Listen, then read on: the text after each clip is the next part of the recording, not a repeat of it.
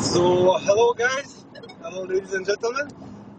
We are having a special space, mostly because, well, I have some time to grind, given I'm going to have a bit of a long drive, and also because we need to talk about the current situation um, over the three main salient points when it comes to the front in Donbass. And because of the absolute shit show that's happening on so many levels, be that on the geolocation and information front, we have almost nothing. Most of the geolocations are, in my opinion, at least 3 days to a week old. Cope State has stopped making sense. It's so bad that, I mean, it's useless now to even try and point out their problems. I've restarted the whole Cope State Please series, and it gets worse and worse. On the other aspect, the Russian side also doesn't shine by it, but in a certain sense, the Russians have always done this. They have taken a certain position or been in a certain place, and they've never showed it. Or when they were shown, it was because they were getting droned or hit by the Ukrainians. So that's how we more or less saw things happening. And in this case, it's just that. If there wasn't for Ukrop's posting else, we would never know exactly what's going on. But in recent day, what we have started to see is that on both sides, the embedded / military correspondents / bullshitters are not only behind, but they have been put under control. Especially on the Ukrainian side, the message is always the same. You're going to deny and stall Russian advances, even though you geolocate them in places where the guys shouldn't be. For instance, the most recent geolocations south of Pokrovsk indicate that, in fact, south of Pokrovsk there is a huge problem brewing, and we are getting to the point that we said last year around the same time, that the Ukrainians would have to choose if they want to fight within the city, which means man a line of defense within the city. That would require them a fuck ton of people. Why? Because the city perimeter, both cities perimeter, as I explained this last year in September, October, is over 22 kilometers long on a straight line. We're not going to speak about the intricacies of the defensive points and stuff like that. So for a certain time, the whole drone line, and this was also explained last year at the same time, also in January this year, with a thread that has been saved. I'm going to ask one of the guys on the team to pop it out because it was saved on the Thread app, where it's clear that the Ukrainians do not have the manpower to man a continuous line. So what they're doing is that their contact defense is actually the drone line. But the issue with the drone line is that the moment you pass it through and you start slipping within defensive positions, the Ukrainians go back to the same mistakes they make usually, which is start to piecemeal try and force you out. There is a very interesting thread made by a Ukrainian drone operator that explained how the fuck the situation got that bad. And it's very simple. Once the Russians slip by this quote-unquote drone line defense, then the UMPKs go through, because these guys start pointing out defensive positions.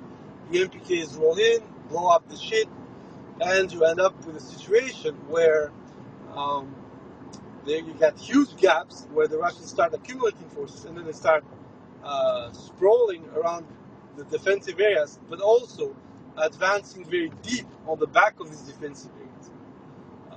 I'm going to post the thread again after the space, because actually it explains in plain sight what we said last year. And once again, it's not about Team war criminal being smart. It's just how it is. If you have eyes to see it, everybody was saying this. In a certain sense, um, it looks like what the Russians attempted and to a large extent did to the Ukrainians in Avdiivka, although then the Ukrainians had enough meat to throw at the gap, and after a gruesome 2.5 months, it was obvious that Avdiivka was gonna fall. Then the Ukrainians frantically attempted to stall as much as possible the Russians within the city limits, which also failed. And now we know that, for instance, Avdiivka, what the New York Times said in March 2024 was true. They left behind 850,000 troops, bodies, freezer, stock, whatever you want to call it. But it's indeed true that the Ukrainians held that long to that place, far shorter than Bakhmut, for instance, but they tried to hold it that long that at the end they just got surrounded, cut to pieces, and lost 2 battalions for the place after the place was gone. We have, in a certain sense, the same issue for Kupiansk, and we have the same issue popping out for Konstantinovka. Now, why the Ukrainian leadership is now trying to play the narrative? For instance, this is something I posted yesterday, where we have Syrski saying that they got back 60 square kilometers and they got back both of the villages. But in reality, when you see it properly, nobody can guarantee that those places are firmly held. But on top of it, it's just not enough. Syrski says 60 square kilometers, but in reality, on Cope State, you see that most of the places recovered were not held, they were gray zone. This is one of the things that Cope State does every time. They hide behind the gray zone to deny Russian control. And then, when it's not gray zone anymore, it's recaptured. Therefore, the problem that we're having is, once again, we have the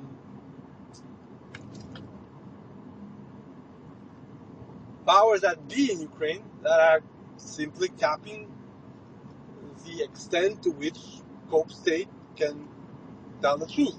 And once again, it's completely normal. Cope State is part of the Ukrainian war effort, and they're gonna accentuate and accelerate Ukrainian gains. You might go back in 2022 and see how Cope State simply pushed the Ukrainians out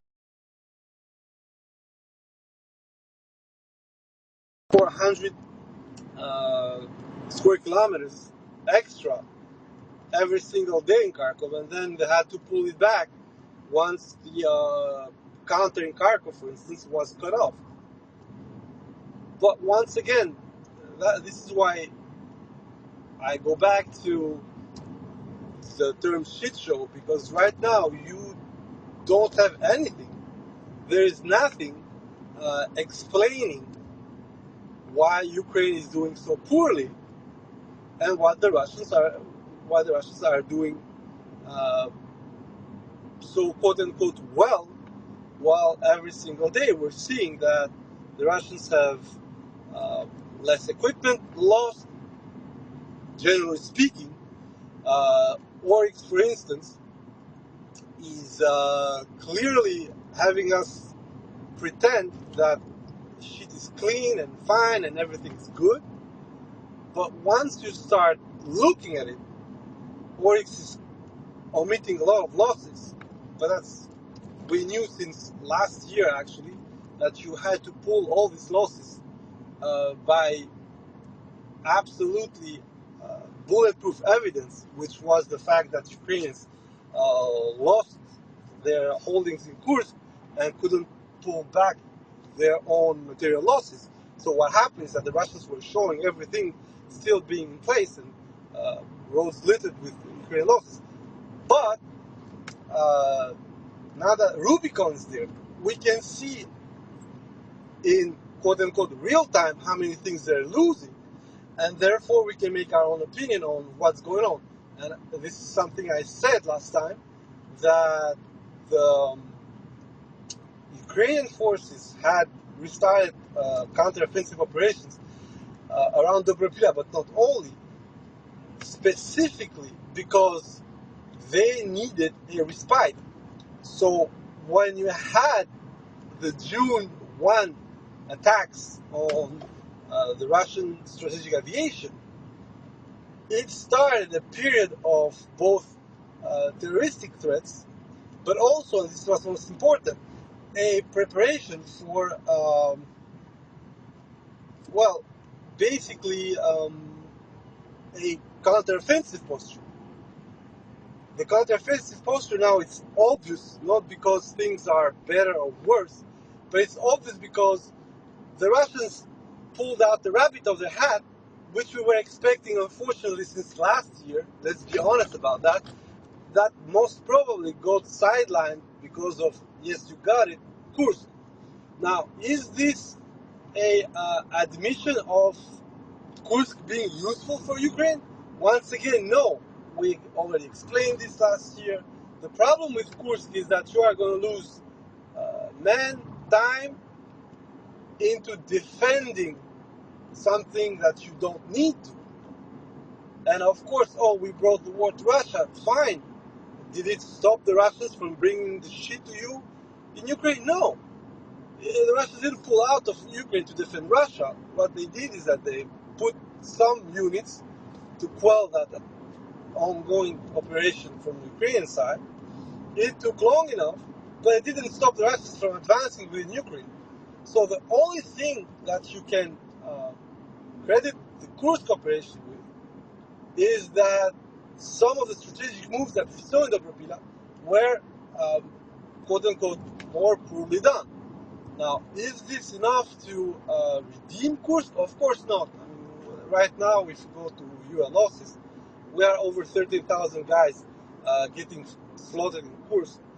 So, this is not, I'm going to repeat it, this is not in any case a good bet.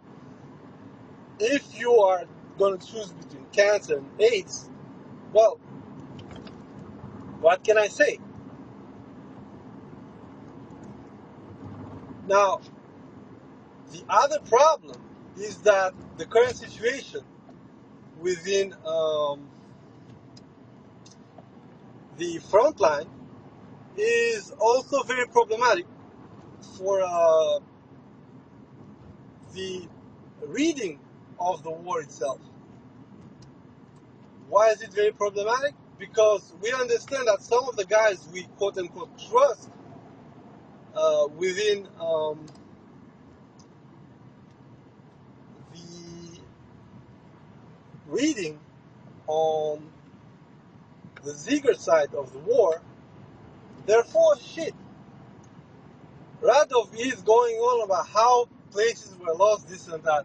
Unfortunately, what we're seeing from geolocated strikes, advances, and forth, Radov is completely behind, and what he's saying, unfortunately for everyone, is just reading what Cope State is, and for some reason, he's following it. When Radov started to point out there's this, and that, you have to understand how the fuck is it possible that Radov doesn't give us a full picture. Well, people like Torkil, for instance, which is a pro-Ukrainian Osinter, Polish guy, is showing us a completely different leapfrog of Russian forces going on what is supposed to be Drushkovka, but actually it's not the Drushkovka axis. It's, as I told you guys, the double bypass, which has to go one to Dobropila and the other to Raiske to threaten Drushkovka, but that the main point of that Raiske push is to start neutralizing the logistics on the Ukrainian side. Once you start seeing what Torkil is showing, you can see that the Russians are very deep on parallel of the current so-called 95th/Azov counterattack that's trying to cut off the Dobropila salient. So Who's lying? Who's telling the truth? I'm going to go back to this narrative of that Ukrainian soldier grown up. You don't know who is who and where is where. You need, and he says it clearly, you need to have eyes behind your back simply because it's such a clusterfuck on the front line. And the only thing that's true is that you are having Russians in a general area, either infiltrating, either defending positions, especially on Kucherivya. Don't forget, guys, that allegedly, according to Crops and their pushers, Kucherivya has been taken since roughly, I'm going to say it like this, since roughly 3 weeks ago. But every single time they are fucking walking it back, and allegedly now it's not only Kucherivya that hasn't been taken, but there seems to be a pocket way on top, Yegruske. Then there is a second pocket, a larger one, Kucherivya, and then, hilarity ensues, you have a other pocket trying to be cut at Razino and Mayak. Now the problem with these narratives that come and go, you can understand that it is a attempt to sustain the morale because, let's be honest, something that at least Timor Criminal kept well under wraps is that, I mean, my post is still out there on the 12th of August. I said there is no collapse. There's not going to be any collapse. Not because I don't want it, but simply because the push, first of all, is deep and narrow. And thus, it will allow the Ukrainians to do what they did last year in Selidovo. Last year, when the Russians pushed in Selidovo, they literally pulled out parts of two brigades, especially one, the Karadak brigade, and they completely let these guys get smashed in Selidovo to hold 2 to 3 weeks. Here, of course, is a bit more different because we're at the tip of the spear, and they went ham on it with at least 3, 4, 5 parts of brigades, and these allowed the quote-unquote rollback of the Russian pushes. The issue, though, with the rollback, the so-called rollback, is that at no point we went beyond to what was alleged by Cope State as the maximum gray zone. So, once again, if you need to understand what happened, and this is not Cope, I don't really fucking care because I said from the beginning, this is just a screen to allow the troops on the back of the screen to start spreading within the area of Mirnograd-Pokrovsk. Now this is what is going on. You just need to check the most recent geolocations due to Ukrainian footage, not Russian ones, so you might start and call this a PR bullshit. No, it's Ukrainians literally filming themselves with Russians atop them.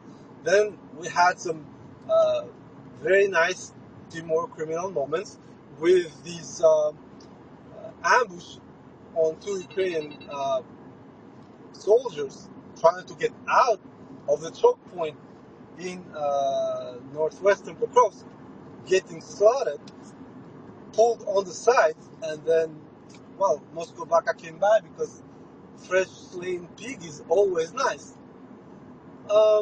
So, as I'm going to tell you guys, what's going on mostly is that somewhere between Dorozhany and Kucherivya, you have presence of Russian forces which non-stop block the Ukrainians from cutting through. One of the greatest advances that has always been sold by Azov, especially in this case 2025, which is once again a darling of Syrskyi, gives away the problem, which is Ukrainians are having a major problem, and they've gone ham both with troops but also with PR. Now we have a second PR front opening up in Kupiansk. This is normal because if Pokrovsk is a nightmare if it gets lost, Kupiansk is 10 times worse.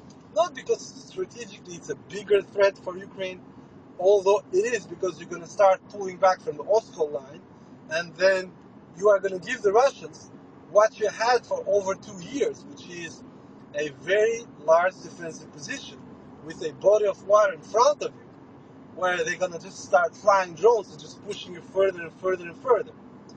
But Kupiansk, most importantly, and this is where everything is tantamount to a huge zrada.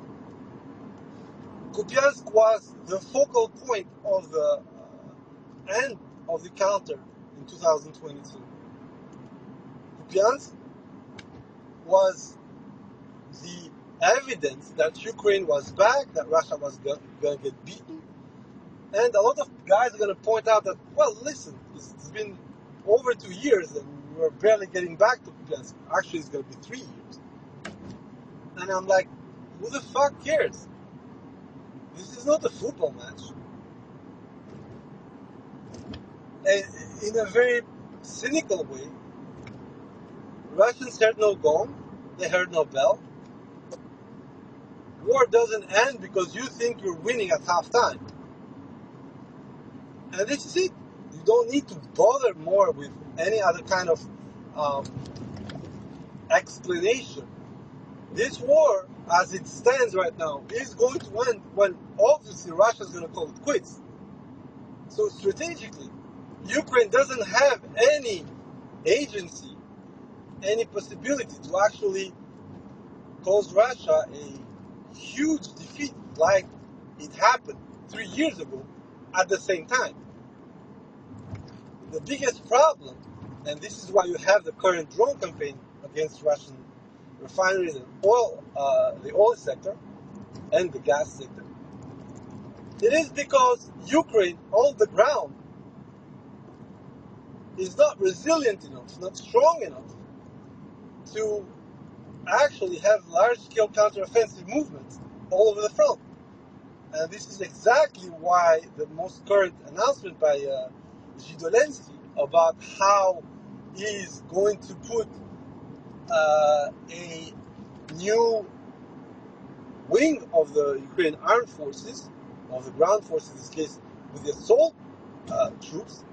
I find this absolutely hilarious, because we are having now Stoßtruppen or Sturmers for what exactly? You're going to have assault troops. You do not have the means to go into assaults. And these assault troops, their only point right now is to clear out Russians from specific focal points that you're going to lose a month or two after. If you want a magnificent example of it, look at what Azov did in the Kupiansk-Borova area. And, well, every time they did a wonderful action, they stayed for 2-3 days, started piling up losses, they just got pulled out. And the terror bombs or the units that were sent to replace them just got slaughtered and Russian advanced. It's true that the Russian advance was extremely slow, but they got there. And this is your main issue if you're in Ukraine right now. The problem is not that Russia is going fast or slow, but that the Russians are getting there.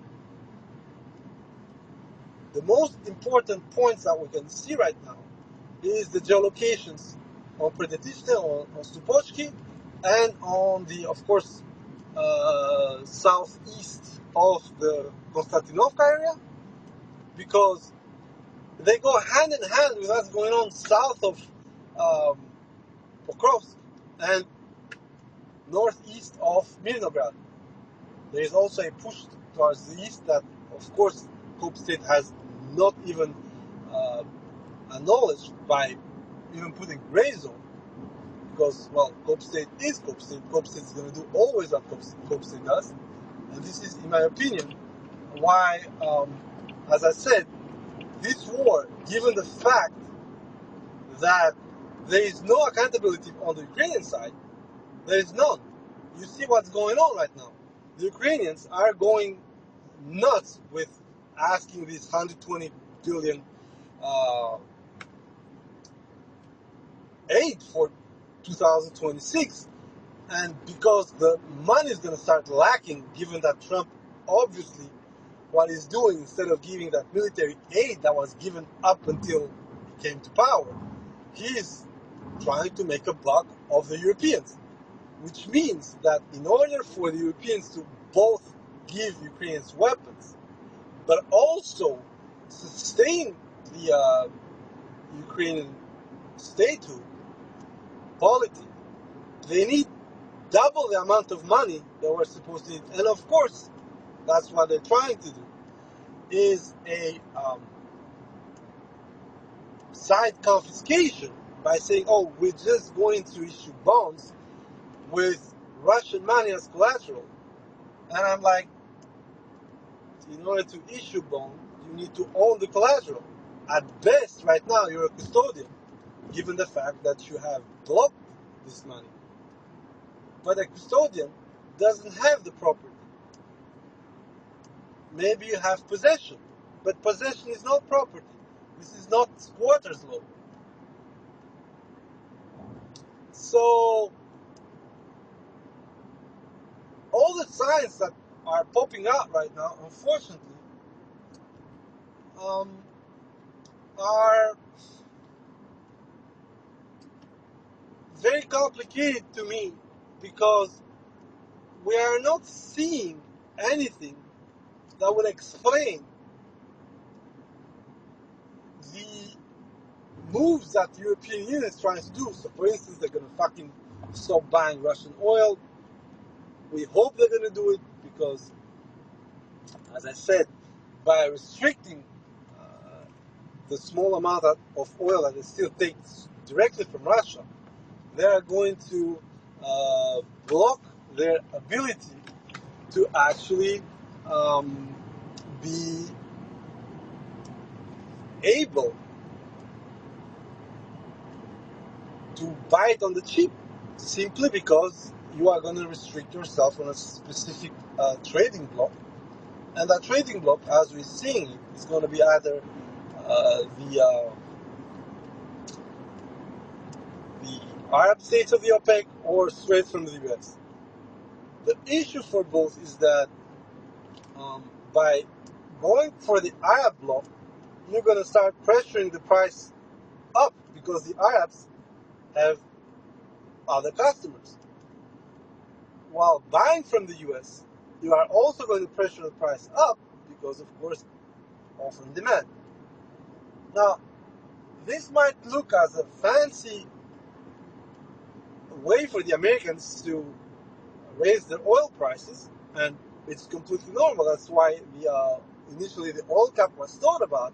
They wanted to still be able to buy Russia, and by capping the Russian oil price, they would ensure themselves cheap energy, because in order to sell to the Europeans, you need to actually feed the price cap.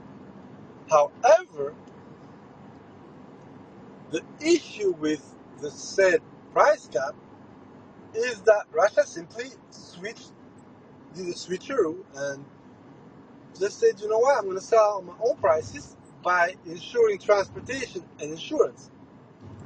By issuing the transportation insurance, the Russians would make somewhere between $10 and $14 extra per barrel, and to the cost of buying shitty tankers and, well, basically doing what they need to do. The problem, though, when it came to the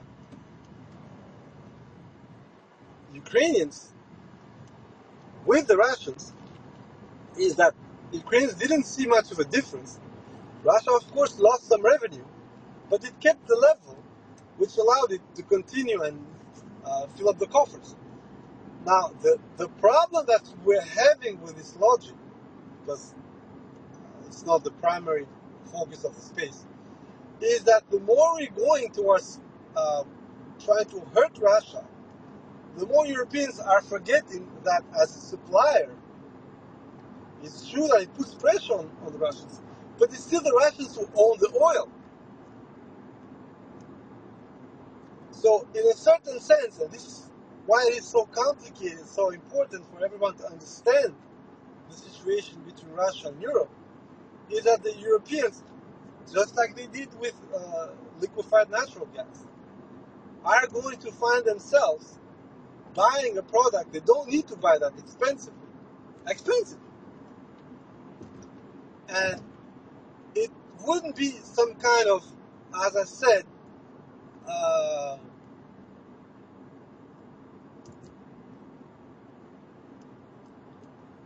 force majeure. It's not because suddenly Russia don't want to sell to Europeans. It's just the Europeans willing to go with what they see as their moral focal point. And it's very funny to speak about morality when you're buying from the Saudis, when you're buying from the Qataris, when you're buying from the Azeris. This is how funny all this stuff is, and how problematic the whole vision of trying to punish the Russians is. Once again, this puts pressure on the Russians, no doubt. It shouldn't be just brushed off. The problem is that it also puts pressure on Europe, generally speaking. Because instead of coming by pipeline, you need to get them coming by boat. Instead of going by pipe, you need to get them going by boat, be that oil or gas. And this is the beauty of it. The extra cost that actually everybody's understanding where it comes from.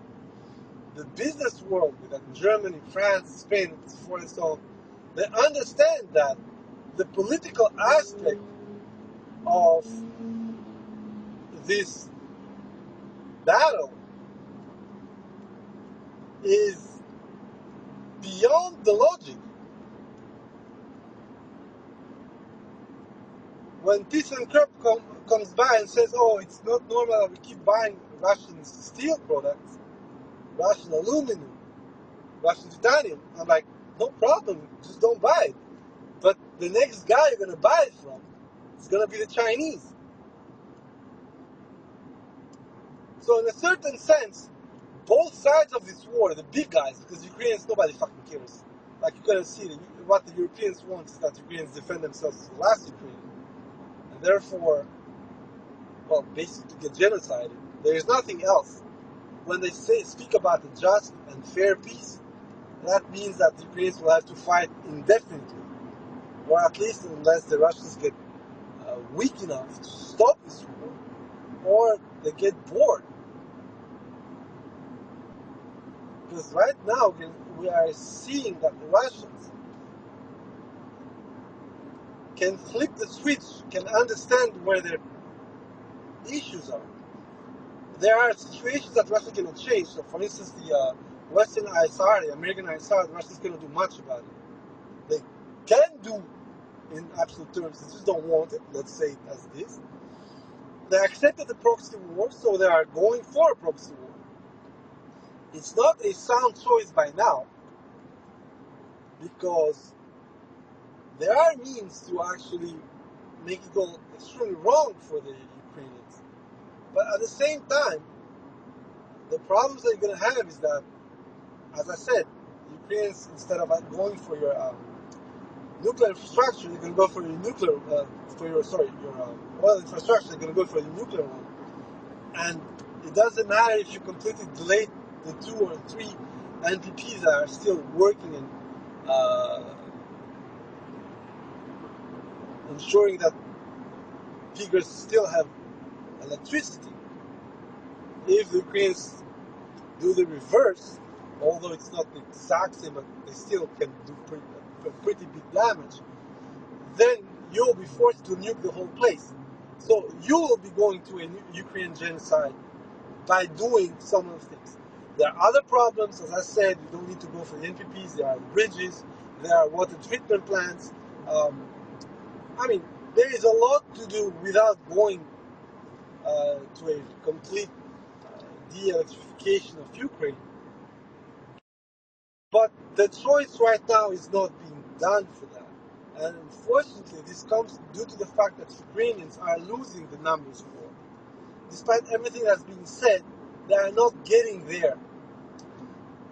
Once you start seeing it from this perspective, from the cynical Russian perspective, then you understand that this war has slipped from being a decisive few months battle, a year battle, a year and a half battle, into a attritional, positional fight, which is pushing the whole logic to, well, a different kind of depopulation, let's call it like this, of the Ukrainian state. And as I said, I've always spoken about this. What is happening, and you have to see the numbers per blast, is that at the border or at the line of contact, the population is gone. Kharkov, for instance, we are probably between 450,000 and 550,000 people out of a city that was supposed to be 1.5 million before the war. It's a 2/3 of the city just gone. They're not dead. They mostly have been pushed back deeper within Ukraine. But this is your issue. You're Ukrainian, and you are slowly losing the battle of the population at the contact line. Less population at the contact line, less possibilities to sustain deployments like it would be before the 2024 fiasco on the Ukrainian side, especially Avdiivka. And we saw that with the Sumy Kharkov shenanigans, is that you need absolutely to have people within the area of staging. First of all, they will start to conceal your troops from Russian ISR. They will also serve, let's be honest, both as a sustainment method, but also as human shields. This is in a certain case why Kherson, for instance, is going the way it's going. The Russians just do not want anyone to stay in Kherson. Doesn't matter if you're a peaceful dweller. If you're a waiter, for instance, Russians, especially you, shouldn't be in Kherson. If you're a waiter, you should be deeper in, so you can be employed as human for later operations. So even to point out Ukrainian military positions on the rear. If you're not a waiter, you're, well, basically a auxiliary force for the Ukrainians. You are a sustainment system, and you are a concealment system. So what's going on? Well, you're just going to get killed. It's extremely cynical, it's criminal, but that's the way it is. And this, I'm not going to say it was forced upon the Russians because of Ukrainian posture when it came to the military-civilian relationship. But the war has shown that Ukrainians have no qualms doing that. So in my opinion, Russia should have no qualms teaching the civilian forces not to stay there. A volunteer bringing shit to the Ukrainians is an auxiliary force. A civilian sheltering Ukrainian soldiers. As a Balkanic, this is close to my heart because a lot of mythology about the Albanian liberation was about locals harboring partisans. And once again, to me, it's a completely valid situation. It's a completely valid, I'm going to repeat, a completely valid posture and logic to have. But it also opens you to retaliation. We took that retaliation back in the Second World War. I mean, Germans, Italians were okay, but Germans literally were executing civilians by the day for harboring partisans to the slightest sign. Was it a war crime? In a certain way it was, because it was a collective punishment. But unfortunately, trying to play within the rules has put Russia in a very precarious position in 2022.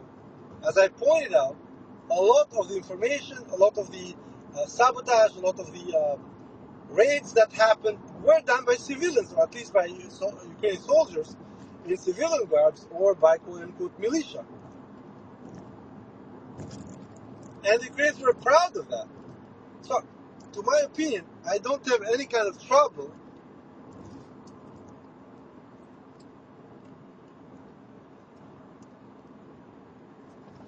with the situation.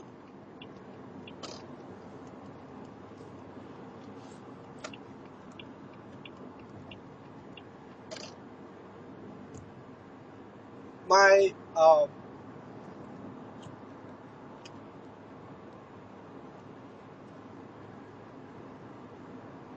problem when it comes to this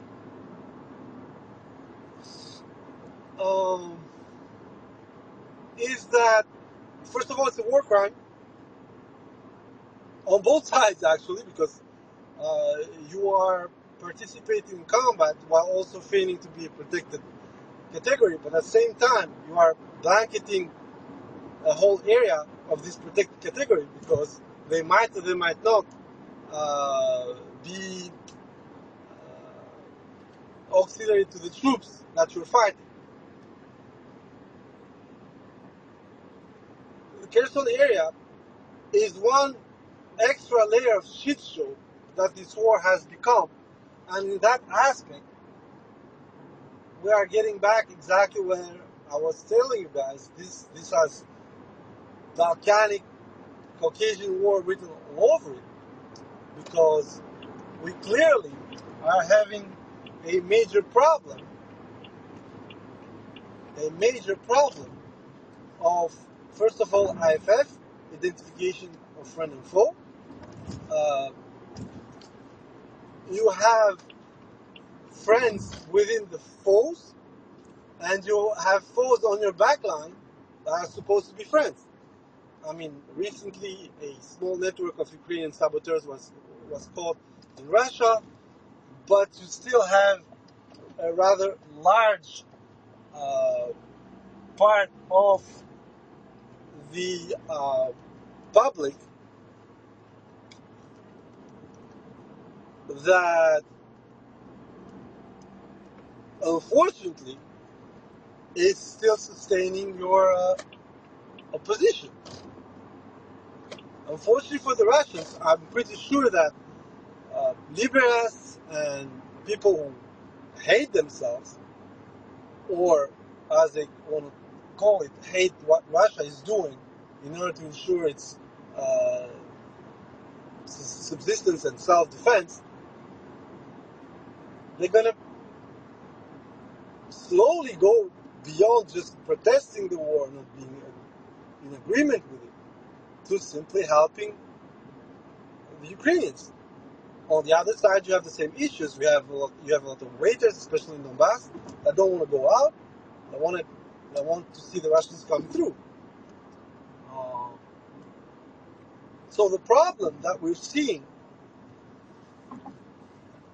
especially when it comes to how a couple of things are working within this war is that despite what everything is saying, left or right, despite the whole, especially Filatov on a certain side that says that the Russian drone policy is ineffective, despite Radov that's showing things that do not exist in reality, that are far more complex, despite what Ukrainians themselves are trying to explain, for instance, that they have huge backlogs for distribution of shit that is in storage for 10 months. Of course, these are all anecdotes, but they start piling up. The core issue with this war is that it has gone way beyond what the planning, logistics, and execution of both sides can put to a plate to have a streamlined understanding.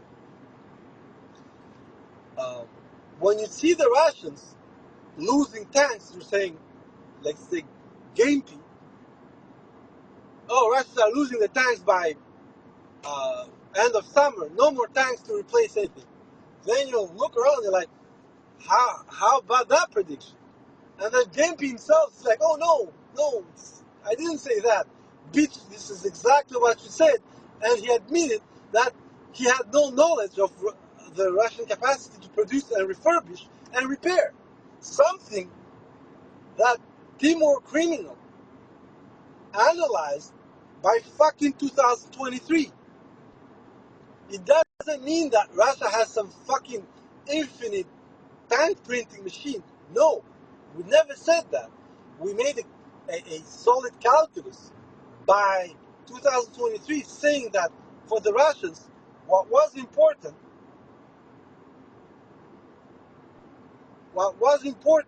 I'm going to repeat it because I want you to understand this part.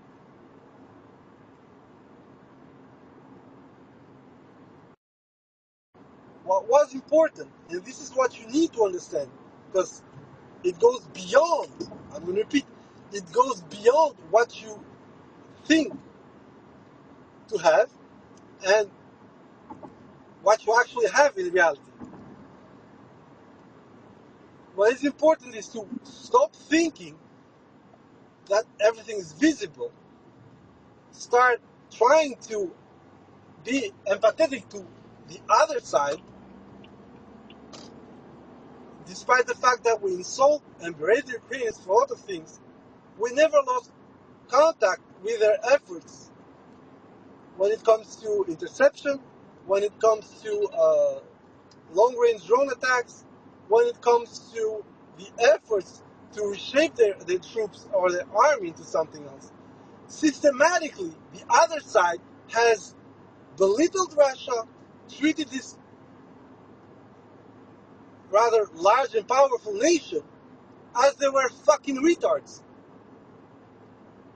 And when it fires back, we go back to the same ways that Germans attempted to frame their loss in World War II. It has to do with something that is not Russian. It's Marshal or General Winter. It's bad planning from the Nazi leadership, or completely different. It's someone else who did the fighting. Land-Lease guys. The Western Front. D-Day. And we're going to keep going with this for as long as these motherfuckers are not soundly defeated, even if it's only for Donbass and the Limitrov areas of the fucking place. Unfortunately, and now we're going to go back to the map, given how the situation is evolving for Ukraine, and given the tone that Ukrainian leadership has been taking over, we have Zelensky literally lying by saying they liberated 160 square kilometers and they freed or cleared out another 170.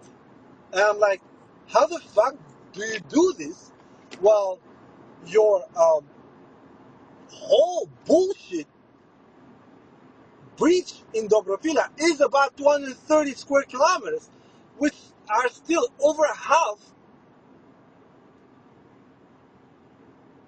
either gray or fucking under Russian control. Ukrainians have, based on Cope State, freed about 50 square kilometers that Cope State itself was putting under fucking gray zone. Out of the roughly 115 square kilometers that Cope State put under Russian control, 87 square kilometers are still red. So we're going back to the same issues we've had for years now with Ukrainian leadership and the Ukrainian narrative. They create something that wasn't there. Kiev in 3 days, Ghost of Kiev, Russia being beaten in Kiev, Ghost of Men, all this shit that once you analyze it properly, there are no less defeats for Russia or reverses.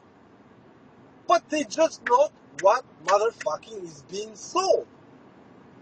And the more we're gonna advance like this, the more the narratives are gonna get out of hand.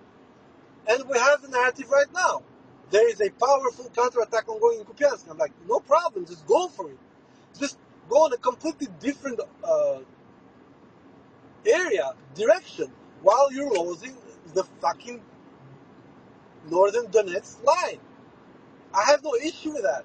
If the Ukrainians want to go back to what they did last year around the same time in Kupiansk, you remember, guys, the Russians were back in the city center with foot mobiles, and then Ukrainians sent a couple of tanks, a whole fucking brigade to kick them out of there. It took a whole month, but the Russians were still, I repeat, the Russians were still in the outskirts.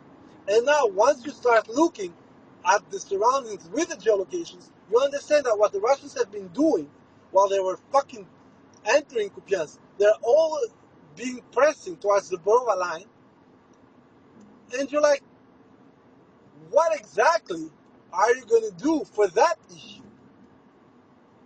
Because between the Borova line and the current Russian positions, it's just emptiness. So the only thing you're going to have to do, or you can do as Ukrainian, is your fucking wall of drones that we know that once it gets bypassed, it's your ass on a fucking plate. And to me, it's not much of a problem, I'm going to repeat, because the Russians have decided to go for death by 1,000 cuts. This is absolutely, in my opinion, illogical.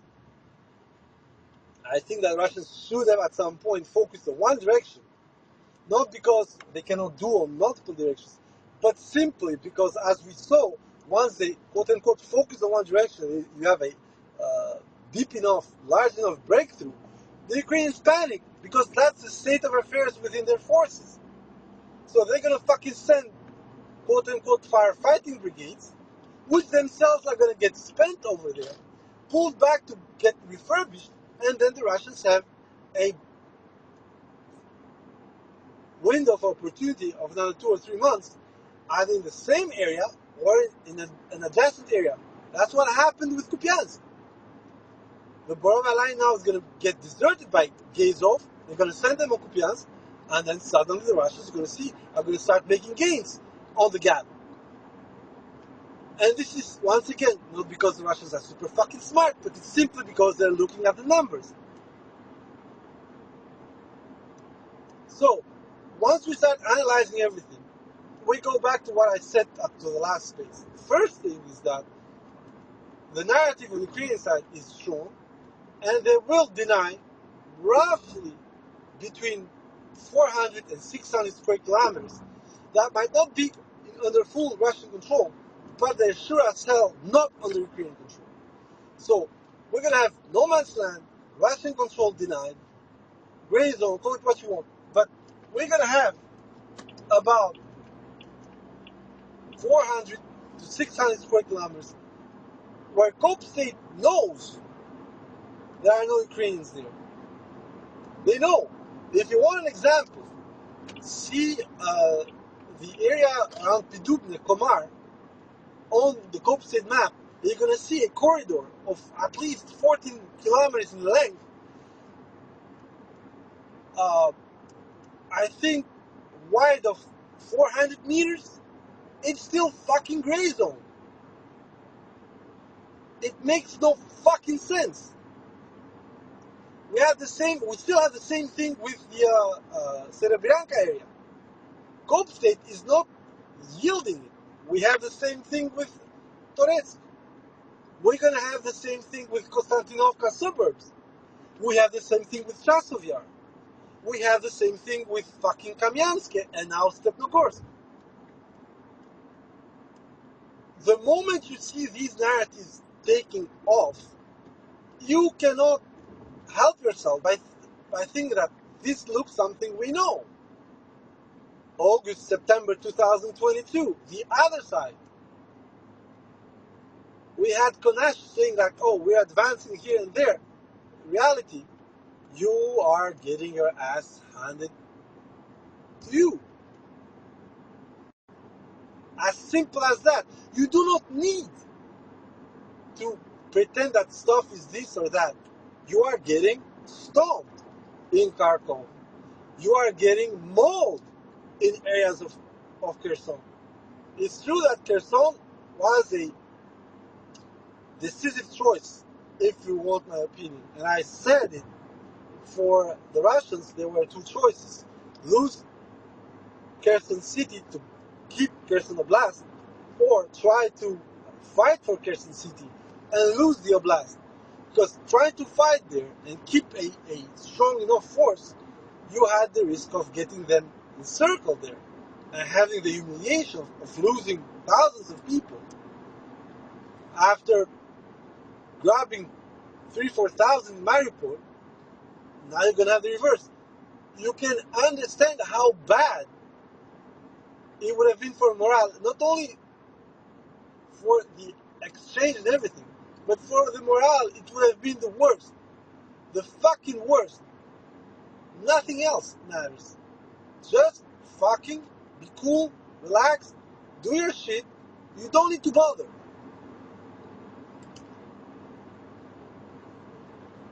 Most important part of all this is to just understand what I told you. We are not into the same war as 2022, 2023, 2024, or even early 2025. We are dealing, the pro-Russian side, we are dealing with a foe that is going on many times. And they are going to lose the two last leverages that they had on Russia. I do not think they're going to do it because they know it's going to cost them a fuck ton of money, but also a systemic shock within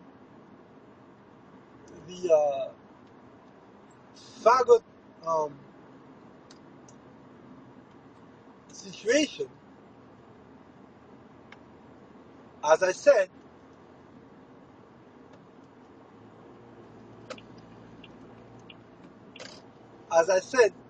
your problem when you are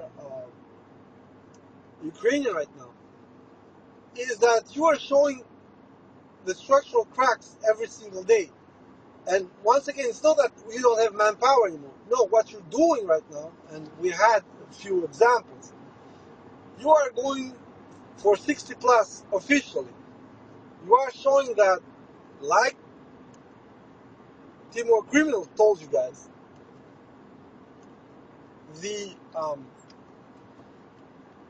transformation of the justice system, of the penal system within 404 from a retribution system. So basically you do something wrong, you got retribution within your freedom, so basically you go to jail, to a transactional one, which is you do something wrong. If it's not deemed wrong enough, you're going to just have to pay a fine or whatever, but you stay free, meant that Ukraine become suddenly European. It entered its jail, went from 140, 150,000 to about 40,000. That's something that honestly, first of all, didn't pacify the Ukrainian society. It just made it easy for a series of people to just continue their bullshit because they knew they're just going to pay. So it just standardized corruption, if you know.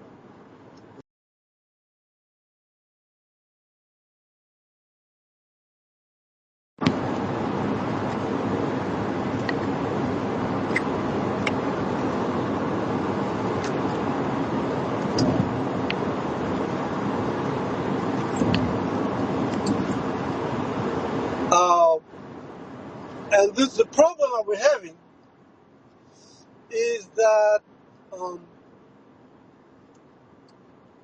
your biggest issue within how the Ukrainians are organizing their defense right now and showing those cracks. As I said, they let the young people go in order to just put everybody under wraps.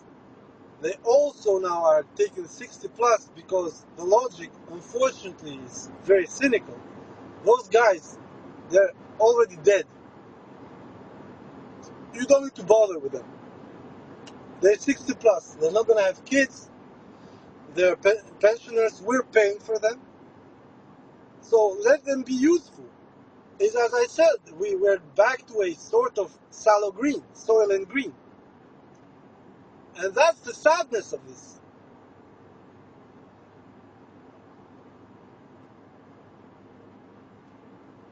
Because Ukraine has decided to kill off everything it doesn't need in some kind of almost World War II Germany mental breakdown. I cannot qualify it differently. These guys are going full throttle into this fucking madness, and they're gonna do it in the most awful way they have ever done. Which is, we're gonna be fine, even if you lose a whole million guys. We are into literally Banderite ideology, because Bandera said we should expect millions to die for the idea of Ukraine. And in a certain sense, it's true that as a Balkanic, that rings the bell. The issue, though, is that you are not in the same configuration as back, quote unquote, in the day. You are not having this logic of, let's say, existential battle. Russia, unfortunately, is not seeking a full conquest and a clear out of the Ukrainian nation. They spoke about yada yada yada, denazification and elimination of anti-Russian elements within the Ukrainian society. But the reality is that they're like enabling the worst of the worst when it comes to that, by having things more undecided. And it's true that on long term, this is destroying the Ukrainian fabric by enabling the most rabid idiots to get fucked by taking over many levers of decision, and therefore pitting the two nations into such a mortal bout that, as I said, elements as, for instance, Kherson, when you clearly see that there is a unit allowed there to just do as they please, they have a free fire zone, you cannot tell me that the Russian military leadership doesn't know about it or doesn't actually accept it.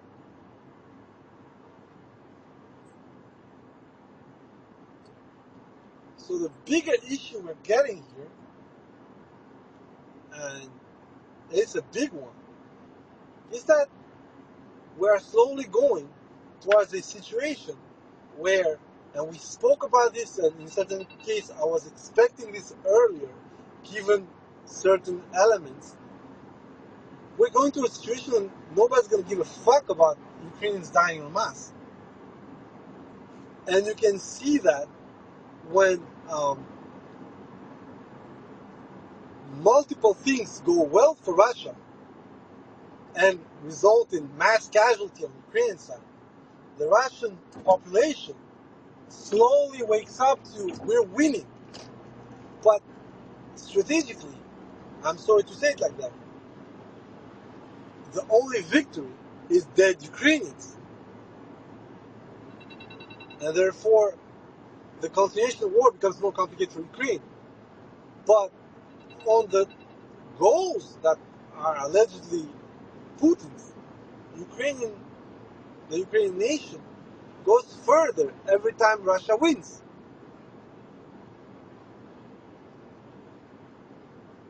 And don't take me wrong, I'm not here to speak about brotherly people and all that shit. My point is, and you know it for a long while now, you have to make a choice. In my opinion, the choice was already made by the Ukrainians themselves when they decided to cheat on the negotiations in March 2022, thinking that it would win. And then the ongoing war by taking advantage of the commonality between the two people. I'm going to repeat what I said. Russians also do this. We've had major high-level moles, but it's the Ukrainians who say they're not the same people, not the vice versa. It's the Ukrainians who say that they're more advanced, more cultured, whatever, and then it happens to be that young people in Ukraine are using Russian as a protest language. This is not something that Russians said. It's literally a motherfucking language Führer in Ukraine who says that, and it has become such a problem. It's a protest language right now. And it's, of course, once again shows the kind of apathy that both nations have, which, as I said, puts them absolutely so close to each other as to be a split image on that aspect of each other. However, what we're seeing right now, with the panic around Dobropilin, very interesting, it was the same kind of panic we had in Ceretino, which, as I said, last year forced them to go ham on Kursk. And then we had the other problem that wasn't in Ceretino, was later on, once Kursk was starting to backfire and the Russians were gaining more ground, especially when they took Ugledar, there was no answer there. And now, what Ukrainians seem to have, quote-unquote, learned is to give answers in order for the situation not to become worse. The issue, though, is that they have now 4 major fires that they cannot control.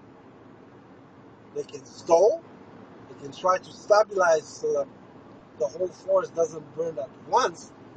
But as I told you, when the screen happened in early August, they had the choice to defend the screen or defend the base.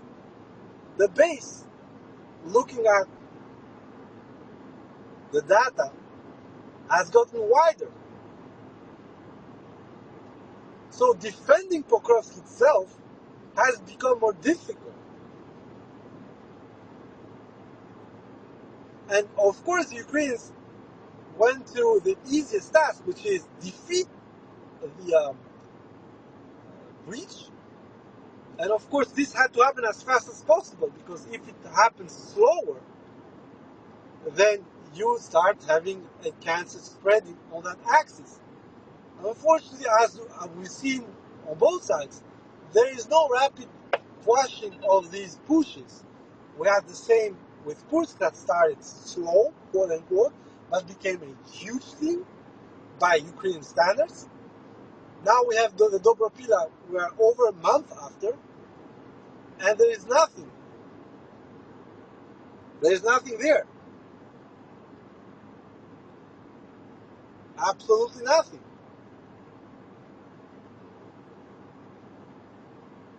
And the other issue that we're having, and this is a very interesting part, is that despite Cope State not showing the reality, for instance, for the screen of Dobropila and the base evolution, we have internal Ukrainian voices pointing it out. At some point,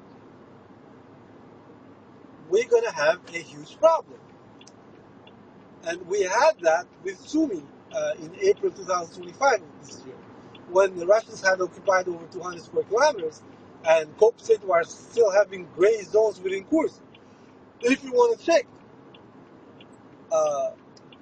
Cope State still has an occupied area within Kursk, despite the fact, and I'm going to repeat this, that we know there's nobody there. You're going to go and check their maps. There's a slither of like 10 square kilometers within Russia, not at Kino. You're going to go south of the pocket that we saw last time, and it's there. And what's hilarious is not as much that it's true or not true, is that nobody's pointing it out. And I'm like, guys, it doesn't work like that. There's nobody there. But it doesn't matter, because once again, as I said, there is nobody to keep them accountable of anything except for the SBU, except for mobilization. There's nothing there. And of course, we got Voinkurvas on the Russian side, and this is a problem. I'm going to rant a little bit because it was always out of hand. You guys might remember the meme when Tsipso is doing some bullshit, but it's so fake that there's no way it works. And then you have your own Russian war correspondents who paint stuff. You're like, what the actual, like, this is not even physically possible. This started with Ukrainians having transferred by whatever, by raft and ship, grads through Stary Saltov and had put them into a marshland. And they were fine for them. This was rebar in 2022, May, June 2022.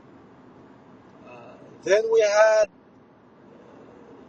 Yuri Pidoryaka, who transformed Kursk into the march to Moscow. For fuck's sake, everybody who was here with us from August 6th to August 14, 2024, might remember that it looked like the Ukrainians were in fucking Moscow. The moment the push was stopped after probably a week,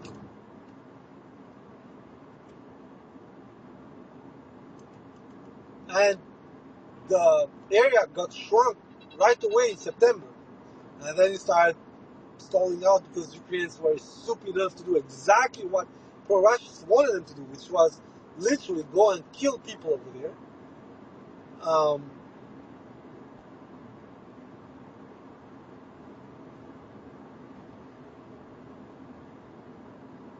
These people were like singing doom and gloom. And honestly, with Kursk, the length of it was not, in my opinion, a good thing for neither side, but it was a lot worse for Ukraine because it allowed such a profound moral defeat.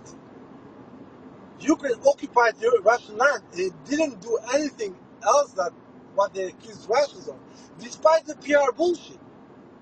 We remember all the looting at Peterovka, we remember all the destruction of Russian landmarks within the country. We remember all the glee of the people attacking Russia. Oh, now we're going to attack them. Of course, it lasted only 1 week. Then it was, oh shit, maybe we shouldn't have done that. But once again, you need to understand the kind of mentality that you are having within this war. That's what I said.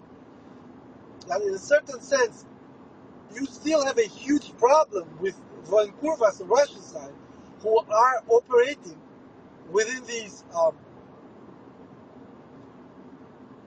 delusions of grandeur. Guys, you're not fighting Ukraine. The cannon fodder is Ukrainian. A lot of shit is Ukrainian. But the main enabler, financially, equipment-wise, tactically-wise, it's still the West. And this is not a cop. I already posted numbers from key sources themselves. Without the military aid and grants this year, Ukraine would have roughly $40 billion less. $40 billion means these guys cannot pay shit. They'll have to decide between feeding part of the population or going to war. People are going to say, oh, if it's only 40 billion. Yeah, but that's the thing. On the other side, you do not have a Russian nation being fully mobilized to genocide Ukrainians. It's still a war of choice for Russia, although that choice is more and more shaky, and it is becoming imperative due to the fact that Russia is being now threatened with theft, and also due to the fact that the Europeans, who are supposed to be the cooler heads, have now as leadership people who just want to see Slavs die. And don't take me wrong, I don't give a fuck about that. I'm saying I don't give a fuck about the Europeans being that retarded. Slavs die, I wouldn't, wish that to anyone. The kind of war that's happening. Because it's an extremely murderous war. You are not to a 1 to 10, 1 to 20, 1 to 15, 1 to 5 killed to wounded. You are more and more 1 to 2, 1 to 1. And some of the wounds due to the use of FPVs and extreme charges. It's not bullet wounds. You are guys literally being blown to pieces. So,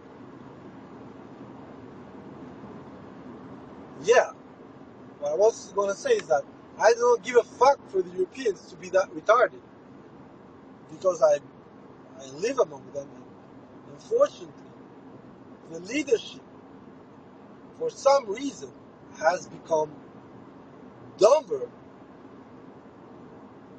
than it has ever been.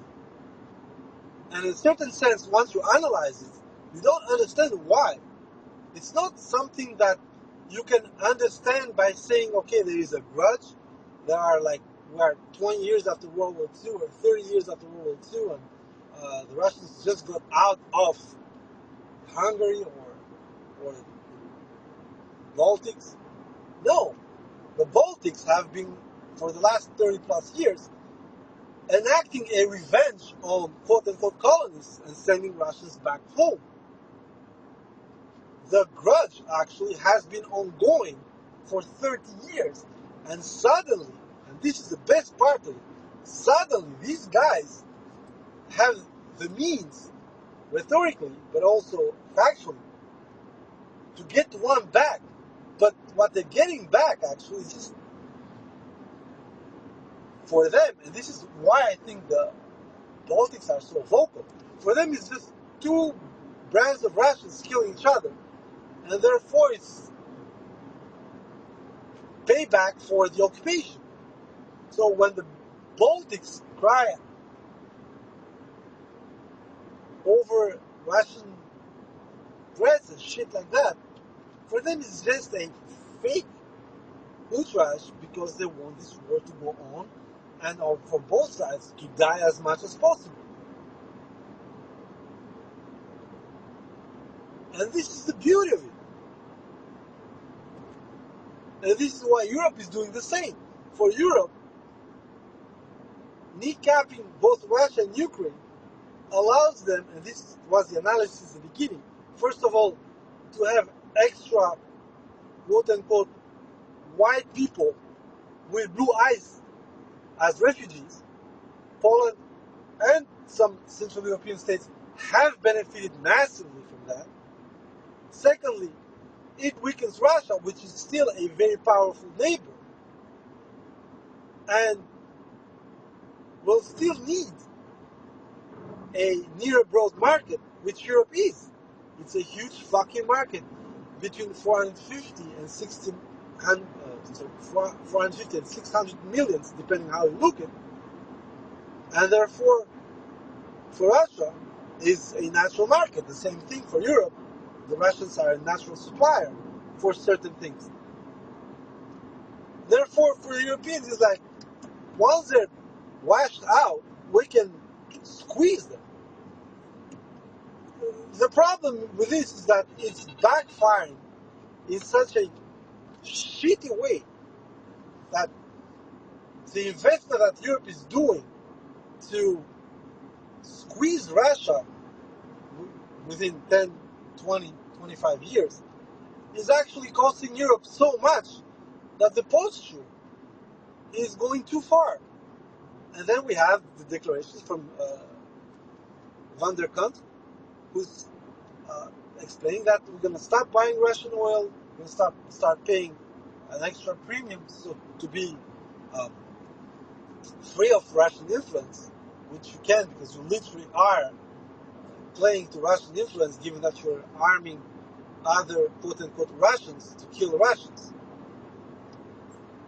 And on the other side, and this is the funniest part, you're going to still start buying Russian oil, although it's going to be refined, or it's going to be just swapped at some point.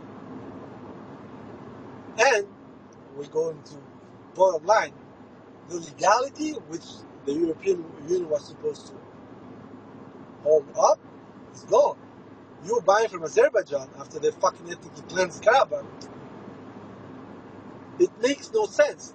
You pretending that you're going to do something about Israel committing an actual genocide. Well, fuck that. We are getting to the exact contrary of what the Europeans have been going on for ages. Rule of law, suck a dick.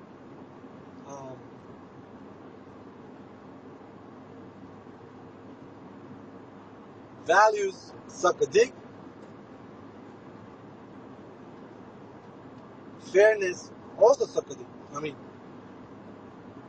for all the Balkanic nations that had to undergo massive bullshit to abide by European regulations, so to have a shot at a membership program,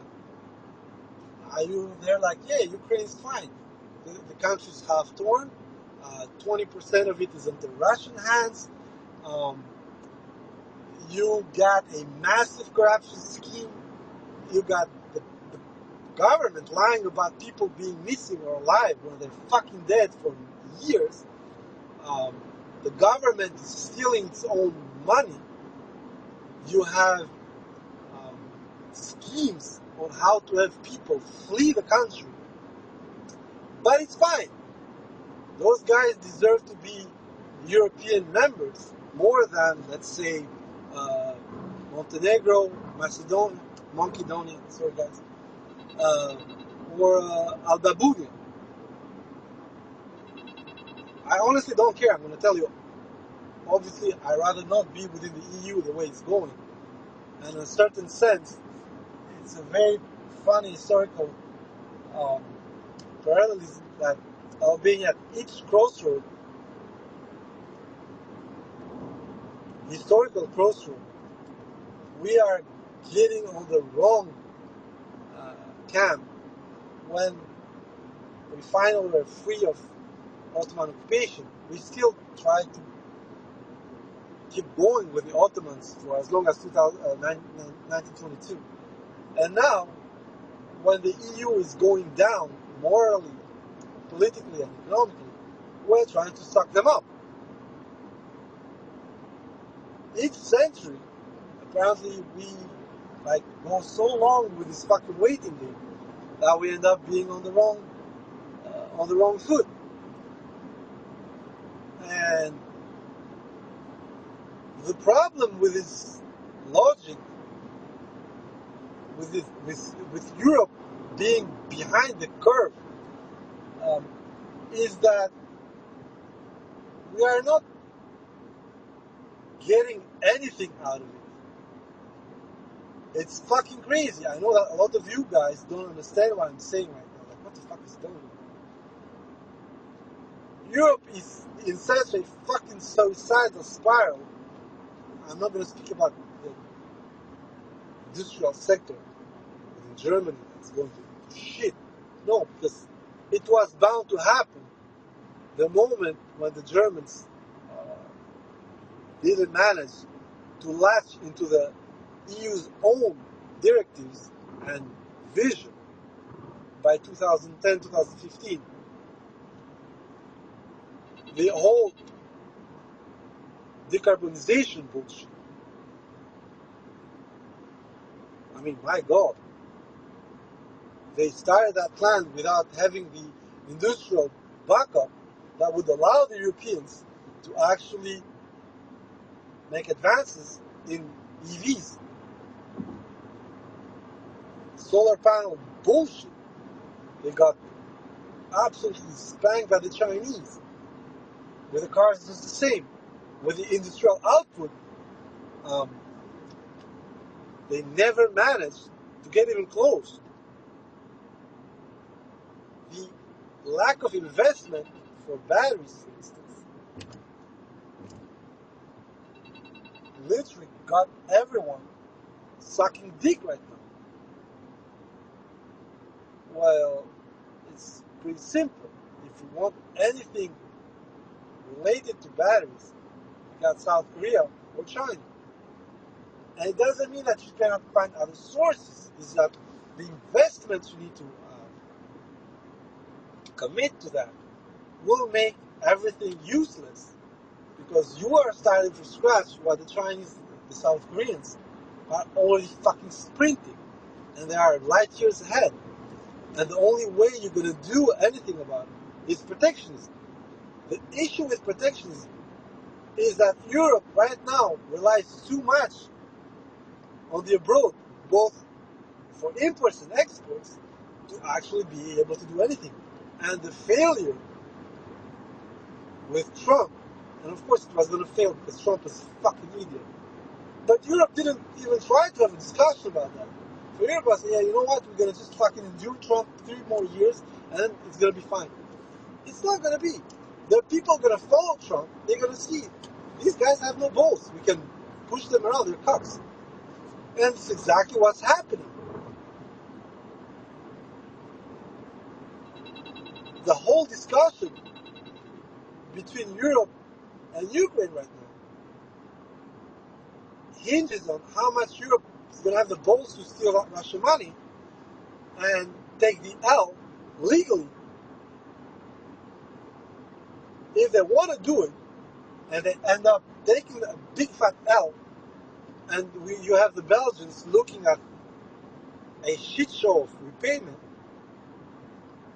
and potentially fraud within Euroclear, because how did you allow funds that aren't legally European property or Belgian property to be used into a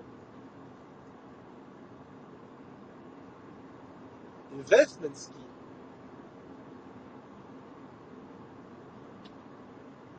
Euroclear lawyers know already they're gonna fucking shit blood. And as I said, the only hope is that the legal process takes so long that the Europeans can figure out where to find the money. And Where to find that money not to pay the Russians, because most probably the Russians are going to get the money back straight from Euroclear. No. Where to find the money to reimburse those people who would buy the European zero bonds. That would be then issued as funds to the Ukrainians.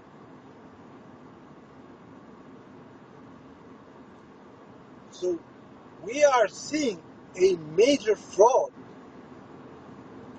on the paradigmatic level. Europeans know very well what they're doing, at least those who devised this plan. But the whole point for them is to hope that because Russia's going to probably get the four-blasts, the Russians are going to agree to let go of the 170 billions as the price to pay for holding them legally. But if you only take them, so basically you have these hollow numbers. The leverage to the Russians is gone. And the only thing you're going to have, and I said it from the beginning, is the incentive from the Russians to commit wanton destruction within Ukraine in order to stack the bill as high as possible. Because you got my 170 billion, my 260 billion, fine. I'm going to do 300 billion worth of damage to Ukraine, which someone has to pay at the end of the war. And the beauty of this is that the longer it goes, the higher the cost of repair is going to be. Inflation. So, once you see on the map what's going on, and once you see out of the map what's going on, the main threat for Ukraine right now is their best friends.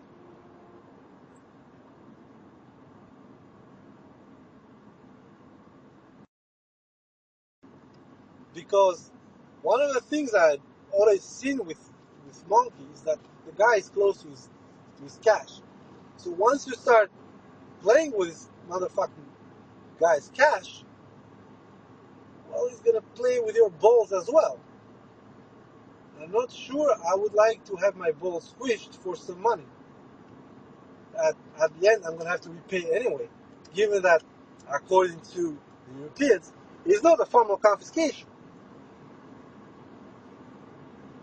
So you're gonna have to pay 340 billion plus the maturation of those funds, although they are zero.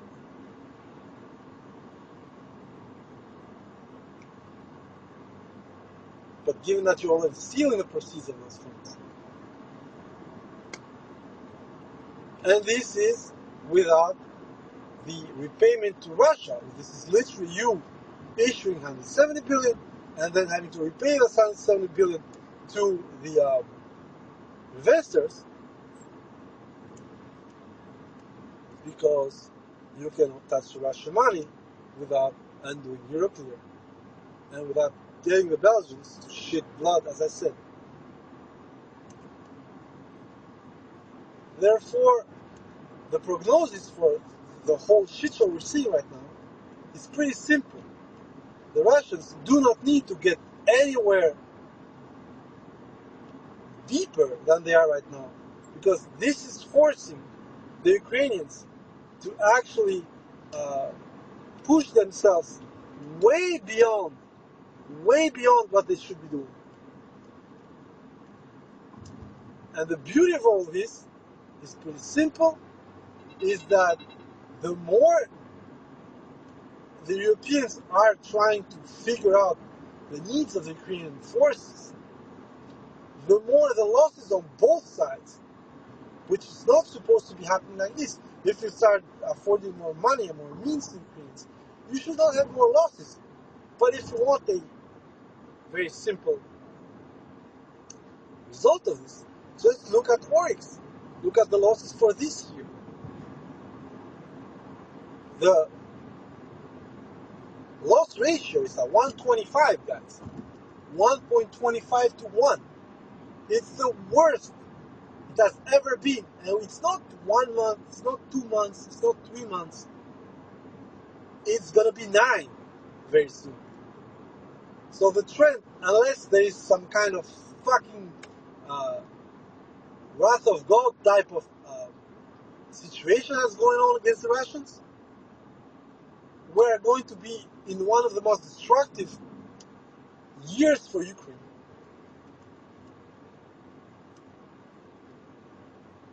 With a sustained territorial loss and sustained combat proficiency loss. And strategically, if things go the way they should be going, Ukraine should be basically out of place from Donbass. And then we go back to what was said back in the day, they will need to make a choice. Stop these people within Dnipropetrovsk, because the deeper the Russians are going to go there, the bigger the chances of a fucking referendum is going to become. And this is the only thing you don't want as a Ukrainian. Having the Russians referendum your ass in Dnipropetrovsk. Because then, at the musical chair game of, I'm going to give you this back, you're going to give me this back, who is there to say that the Russians are just not going to fucking raise the price for everything? And they might pretty much not even discuss holding to Dnipropetrovsk, but they might simply push the line of the Kharkov Oblast beyond the Oskol. That's already 1,000 kilometers you can lose. And a threat for the Russian forces to actually get into what? Into your rear and cut you at Izium if or when you're going to have a third phase. So, at this point, it's true that Ukraine doesn't have much choice. It needs to be said. They cannot stop the war right now. They are in a very precarious situation. Stopping the war would play on both sides. It's not only Ukraine is going to rearm and refit, but stopping the war will also mean that the Russians are going to start looking for answers where they didn't have any. Right now, the Russians are with this conveyor type of effort, which is you recruit, you train, how good or bad doesn't really fucking matter, and you send out. Ukraine has the same. Problem with Ukraine, as I said, is that in order to fill the gaps, at some point, Ukraine is forced to, and Russia as well, but especially Ukraine, to improvise with troops that have nothing to do with assault or defenses. A lot of terrorbombs, a lot of auxiliary functions are now just stripped off and sent to fucking die at the front line.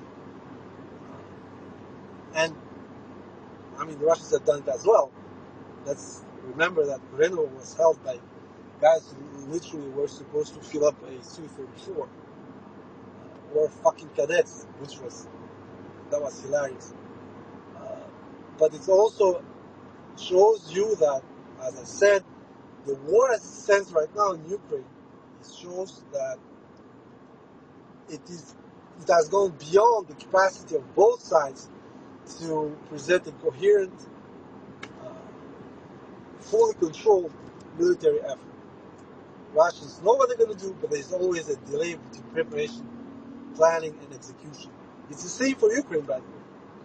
And it doesn't, as I said, doesn't mean anything the Ukrainians pretend that are super soldiers, especially when it comes to Azov and the like, when they're showing these extremely well oiled operations, and then suddenly look at the map, you're like, guys, I think you did that like 2 months ago, because the Russians are 10 kilometers beyond the point you're showing us taken. And this is going back to what I said. The problem with Ukraine is that the PR war was a very good bet at the beginning of the war, even at midway until end of 2023. But after that, it started to bite them in the ass, because the PR was counterproductive. And it started shaking the core beliefs in, quote unquote, the capacity of the Ukrainians to actually contain the Russians. The most important part of that PR fiasco was when the Horn group was pretending that we're still within Avdiivka when the Russians were executing Ukrainian prisoners of war in the Zenit position. I had a small talk with Andy the pedo, and Andy was adamant that nothing had happened in Tsarskoye Kotka and that the rest of the southern positions was completely under Ukrainian control. And then he based that on a tandem tank raid from the Ukrainian side. And then we learned that, in fact, those guys had done that 2-3 days prior to that, and everybody had fucked out. And that's the beauty of this shit. And that's why I'm saying the biggest issue is that since the beginning, the Russians couldn't manage to have a good PR, despite some of the units doing it. It's just not there. And it's so fragile that Ukrainians have learned that. And what they're doing is, as we saw, there is a war of flags. Oh, you put the flag there, oh, I'm going to put my own flag. And the only thing it shows is how much of a gray zone, how much of an uncontrolled area we have, which plays on both sides. Especially when you start seeing the deep code map, when he places controlled Ukrainian areas, and then you see, oh shit, you have Russians getting bombed there for 2 weeks. How does that work? So, to recap and end up the space, there are 3 main issues right now. The first, as I said, is that the lack of proper information, also in geolocations, in due time, because we have geolocations that simply do not show what is being shown on select areas by Hope State, for instance, or Radov, and by essence then we start understanding that Radov and a lot of these guys are just copying what is being said by other people, and once the geolocations start popping up, you're like, what the fuck, guys? This is not what you just told us. On top of it, the stalling principle from everybody within Ukraine and the BS interpretation of the maps leads to we thinking of something and then suddenly we end up with something completely different. And that completely different in this case is that look at the last geolocations that were posted. You can see that on the axis Vinograd Pokrovskoye, you have at least 25 square kilometers that are missing, unless there is some magic things going on. There are no Ukrainian forces where the Russians are. Because it's not like a shooting battle, close contact. These guys are getting Baba Yaga. Or, to the contrary, they are actually ventilating figures, like the episode within Pokrovskoye. Second point is that due to the obvious, very thick fog of war, and also to some OSINT interpretation, we do not know what's really going on. Are the Russians regrouping for a counteroffensive? Are the Russians simply doing what they're doing, given the kind of war we've seen so far, which is letting the Ukrainians boil in a certain direction, frying them up with FPVs, and pushing to another axis, be that juxtaposed one or a completely different axis. We do not know of any of this. The only thing we're seeing, I'm going to repeat, is the absence of the advance of the Ukrainian forces despite the announcement, but also, let's be honest, a slower pace of the Russian advances and a very important grind going on, which by many aspects is proving that Ukrainians are scared to shit to lose certain directions, so they're going to start popping out means, and you see that with the losses of tanks going on, artillery going on, And of course, now that both sides are doing ISR drones interception, you can see that the paradigmatic prevailing idea that somehow Russians are behind, it's just not the case. It's just a completely different aspect of something, in my opinion, pretty simple, which is the posture is completely different. The scope is different, and the size of action is different. Russians are attacking in multiple points of the front. Ukrainians are counterattacking few focal points of the front, which in a certain sense is exactly what they should have been doing way earlier on, which is focus in one direction, solve it, and then go to the next one. Unfortunately for them, they let most of these directions rot, and now they are not done with the Dobropila. They're going to start doing Kupiansk, hoping that somehow, by any kind of miracle, Russia is going to be stopped, and then they're going to have a breather for the winter. In my opinion, despite the counter is going to happen, especially now that the Russians got the whole Serebrenka area, they got Chandelove, and they're going to start slowly pushing towards Liman. They're going to get the pass at Dronivka, and which would mean that Sever is going to fall. Once Sever is falling, you're going to have a small swipe on the Russian side, and suddenly you're going to see the Russians coming on the northern approach to Konstantinovka and start to grab the sister city's supply line at the T, so basically behind Konstantinovka, between Konstantinovka and Duskovka, but also towards Vyzhyum by sending fucking drones from the other bank of the Seversky Donetsk.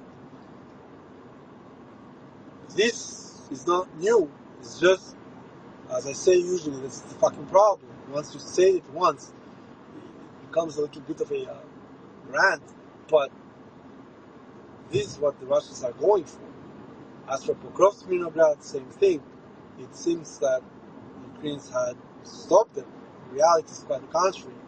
The problem they had with the screen, so basically the forward pressure that the Russians were able to do early August, now you can see that Russians are getting closer and closer to Pokrovsk from the south and Mirnograd from northeast and east.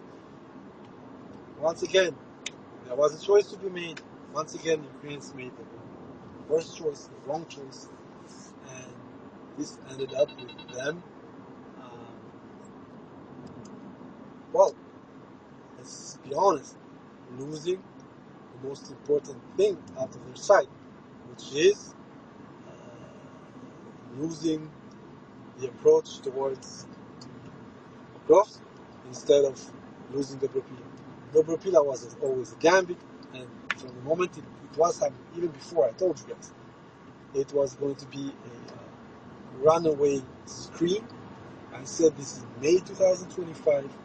By August, we had the runaway screen to Dobropila, and now we're having the runaway screen to Dushkovka. The biggest problem we're having is that the seams that were used for those are going to get crowded now. So for the Russians, it would make absolutely sense to not go forward there.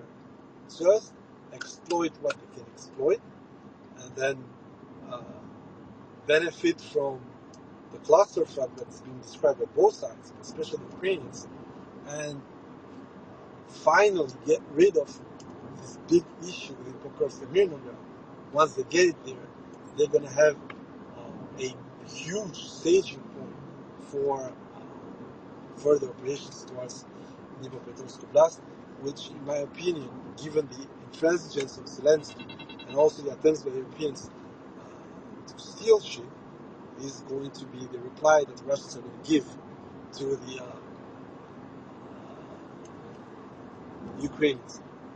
Now, the other problem is that the moment Pokrovsk falls, and the scene towards Druzhkovka from Raiske is confirmed, then you are having a way bigger problem.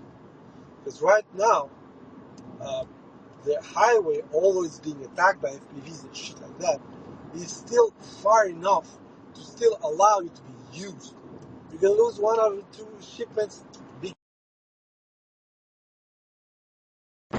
but starting to lose more, 2 out of 3 or more, you're gonna have a huge fucking problem long term. And that's the third point.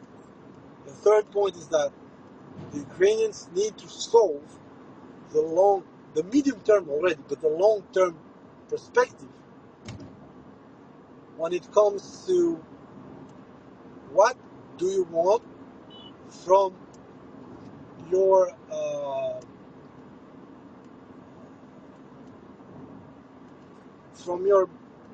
current situation. Would you like to have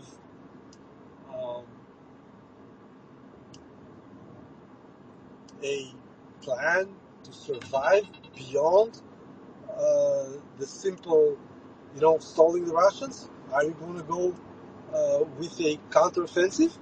Or are you simply, and this is the biggest issue that I'm having, are you simply just going to fucking lie dead there and expect from some kind of divine intervention? And so far, that's what we're getting. There was a proposal from the Poles to actually have some kind of no-fly zone light in central and western Ukraine. And then we're going to probably have more and more voices saying that maybe we should send more troops. It's going to come. As I said, the deeper the Ukrainians are going to get in their shit, the more the Europeans are going to voice all these kinds of bullshit they've been voicing now for... Macron spoke about it in early 2024, and it's starting to become more and more tangible what they want to do. So, generally speaking, as I said, the 3 main points is that there is a clusterfuck. It's being made worse by the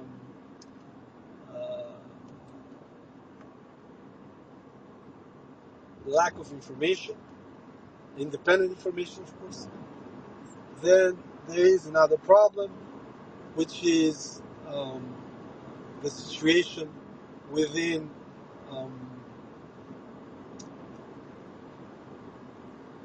the needs of the Ukrainian army, and based on those needs, we do not see the planning of the Ukrainian army.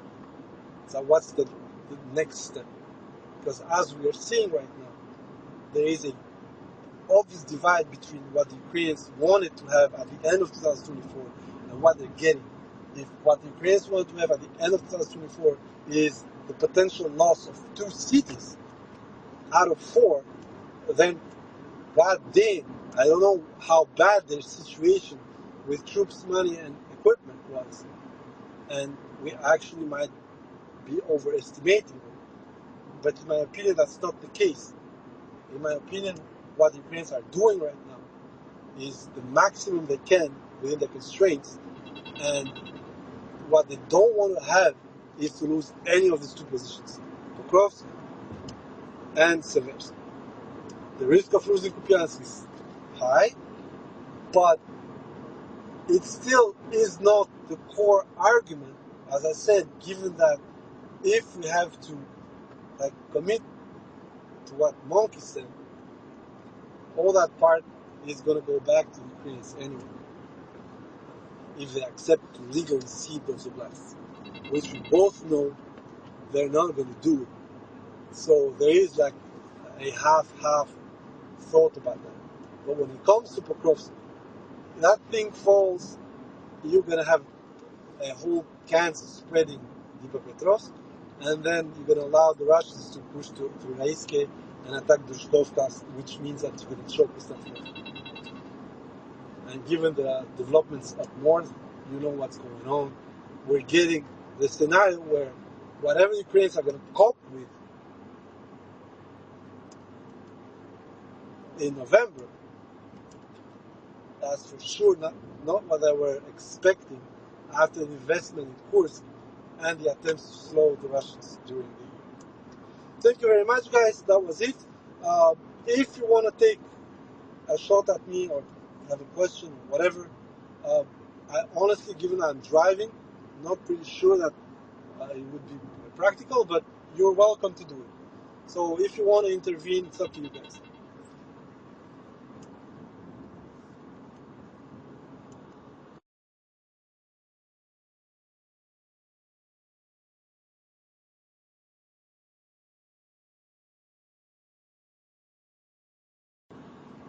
Okay, guys. Well, I'm gonna cut short because I'm.